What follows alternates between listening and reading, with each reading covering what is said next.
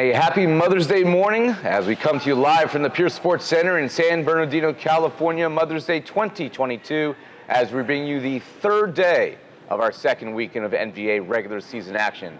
I'm Ira Thor, joined alongside the new dog daddy, Nick England, and Matt Prosser as we take you through this morning's 4 new matches to conclude the weekend. We'll start with our 9 a.m. match as Southern Exposure now 1-2 on the year look for some redemption after a loss to the LA Blaze on Friday. And they will take on the Colorado Kraken, who tasted victory for the first time as an expansion team after they knocked off the Seattle Sasquatch also on Friday. Nick? You know, I know Southern Exposure is coming in off of a loss already, and Kraken's hot off a win. But I think at the end of the day, I looked at the experience that the Southern Exposure squad has, and I look at just the way that they play the game, and I think that their play style is not going to be a good matchup for Kraken. I like the aggression that comes through the middle from Exposure, and I don't know if there's enough serving pressure coming from this Kraken squad that they're going to be able to get Exposure out of system. When Exposure is playing their game, passing well, the middle is very active, and I think that's just going to be too much for this young Kraken squad. Yeah, I agree with you, Nick. I think the experience of Southern Exposure is really going to be too much for Kraken to kind of deal with. Too many players on that side will be able to offensively carry a big load for them. And other than Liam Jenkinson, I didn't really see too many players on the Colorado side who were consistent enough to be able to play with this experienced Southern Exposure bunch. And I think this could be a clinic for an experienced program today in Southern Exposure. No pressure for us at all because they're warming up right behind us and can hear every word that we are saying. So we had to be nice this morning.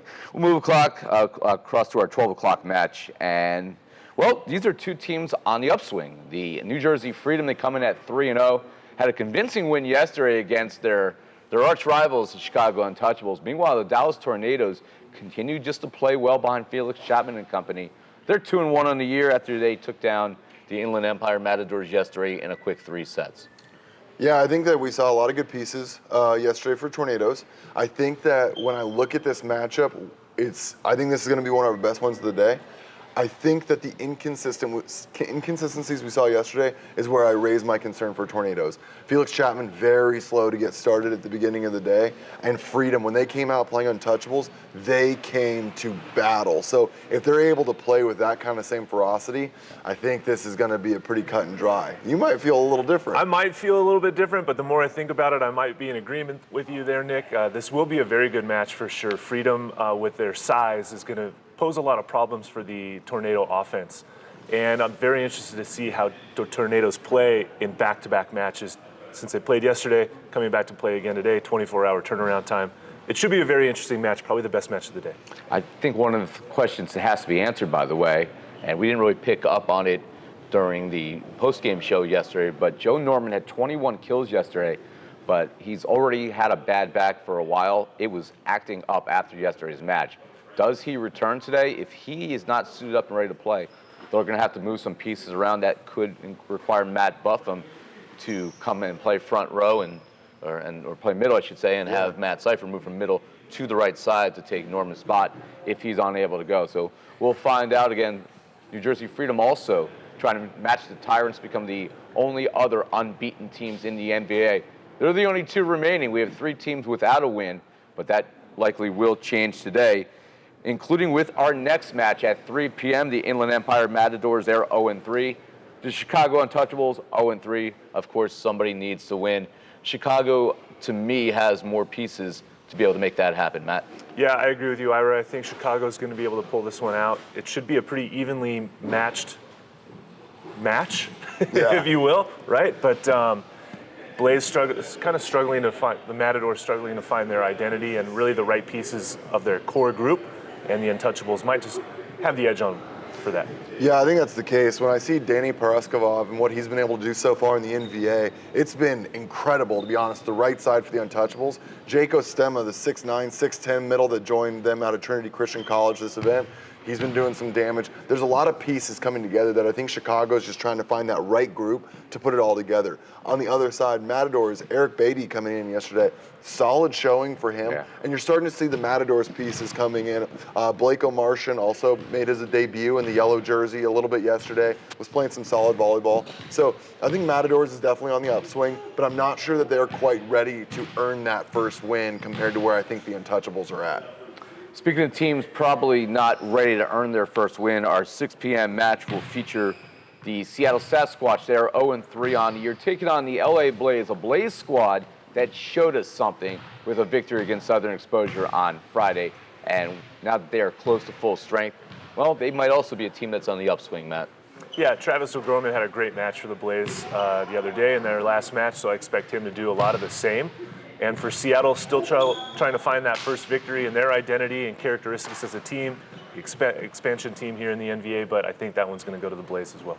I agree, and I gotta say, if you're looking for a fun way to conclude your weekend, we saw some swings during that last Blaze match against Southern Exposure with Charles Belvin putting some holes in the floor. Both of the middles also for Blaze, who are not traditionally middles, Right. were stepping in there, getting some damage done. So this LA Blaze team definitely has turned over a new leaf from where they were last year, honestly in a way that a lot of us expected. It's a different roster so far, and a lot of those players will be coming back, but we started to see the pieces that we expected last year when that team unexpectedly didn't even make playoffs. Yeah, So that was a very anticlimactic end to the season for them. You Yeah. could see they played their last match of the year knowing that they were out and that Right. they were playing just for pride at that point. Yeah. And that's a tough way to finish a year, and they've channeled that energy into how they've started 2022. off to a bang so far. So we move to the portion of the program where we will, Matt and I have some bragging rights right now because he and I were both 4-0 yesterday in our predictions. Nick, he's on the struggle bus right now. He went 2-2 yesterday on the year. Matt and I are both now 6-2 overall, and Nick is hovering around 500 at 4-4 overall. That Tyrants and Ramblers match yesterday was a pleasure. I'll take the loss in that stat, getting to watch that one. My boys did their best, but Tyrants showed up and played, so that was a great match. That right there may have been arguably the best regular season match in NBA history, and that kind of changed Nick's outcome here. But let's take a look at the matches one more time and do our predictions for the day. We got Southern Exposure and Kraken at 9 o'clock. I am going to start off with Southern Exposure. I think that's a pretty clear choice for myself. Yeah, I'm sticking right with you. This might be pretty quick today, fellas. I think it might be. Well, maybe not this one. 12 p.m., Freedom Tornadoes. I'm staying with New Jersey, or they're going to revoke my citizenship. Yeah, you have to take New Jersey because that's your state of residency. We've got our teams that are like, oh man, we're in trouble, that's yours. Meanwhile, I'm going to take the Tornadoes. I'm curious to see how they respond after that game yesterday, but I think their pieces are going to be pretty athletic and playing for some pride on that side. Yeah, Team Freedom has traditionally been a little bit streaky. Sometimes they go up and down. They answered beautifully the call from Chicago yesterday in a massive rivalry matchup. I'm curious here, the serve and pass. I think that Tornadoes passes well and Freedom serves well. So I'm curious who's going to get the upper hand in that battle. And I think that's what's going to dictate the game for me.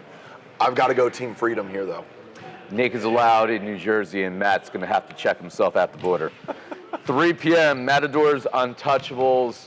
Chicago, to me, is a clear-cut pick here until the Matadors show that they're able to play with some of the higher echelon teams in the league. Yeah, manager Andrew Lee made sure that, he's always sure to tell me how good his squad is and that I should be supporting them. And I threw him a bone yesterday, so I've got a little bit of that anxiety to go back to him, but Chicago Untouchables. Agreed, Chicago on that one. And our 6 p.m. match, LA Blaze, Seattle Sasquatch. It's all LA all day. Blaze is going to burn it down for me.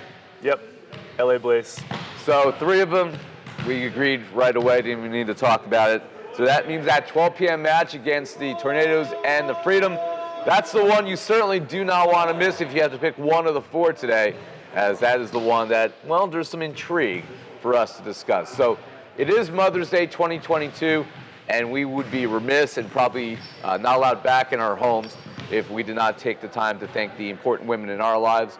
And since I have the mic first, I will thank my beautiful bride of nearly 22 years, Catherine. Happy Mother's Day to you, to our great mother, to our 3 children, Gavin, Kendra, and Julia. And of course, thanks to my mom, who certainly is not watching this because she doesn't have the internet, but Mom, I love you as well.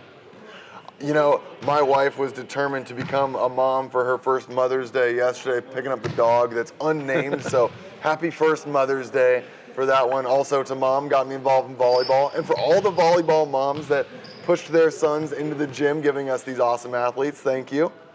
Yeah, happy Mother's Day to all the moms out there for sure. Maggie, my mom, Sherry, my stepmom, and Kristen, the mother of my kids. Love you all. Thank you so much for what you guys do.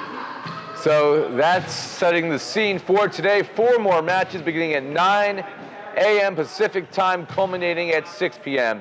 And we bring you the 9th, 10th, 11th, and 12th matches of the weekend. We'll see you then.